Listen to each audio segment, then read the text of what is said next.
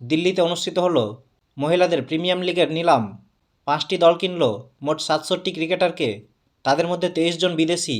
বিশ্বকাপের মাঝে চোট পাওয়া প্রতিকা রাওয়ালকে শেষ পর্যন্ত 50 লক্ষ টাকায় কিনল ইউপি ওয়ারিয়র্স। বাংলার সাইক আইসাককে কিনল মুম্বাই 30 লক্ষ টাকায়। 1 কোটি টাকায় অস্ট্রেলিয়ার জর্জিয়া ওয়ারহ্যামকে কিনল গুজরাট জায়ান্টস। 85 লক্ষ টাকায় পূজা বস্ত্রকরকে কিনল মন্ধানাদের দল আরসিবি।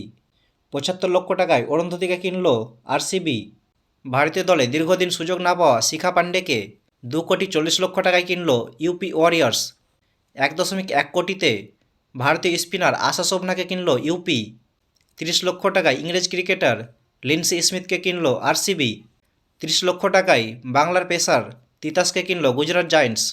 ইউপি এবং বেঙ্গালুরুর সঙ্গে লড়াই করে 60 লক্ষ টাকায় শাবনিম ইসমাইলকে কিনল মুম্বাই।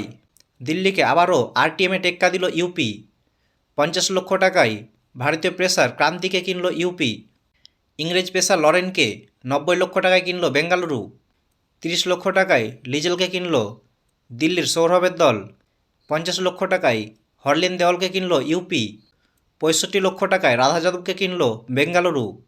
50 লক্ষ টাকায় বিশ্বকাপজয়ী সিংহ রানাকে কিনল সৌরভের দল দিল্লি।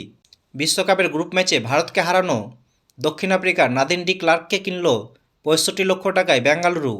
ওয়েস্ট ইন্ডিজের ক্রিকেটার চিনেল হেনরি 1.30 কোটি টাকায় যোগ দিলেন দিল্লিতে।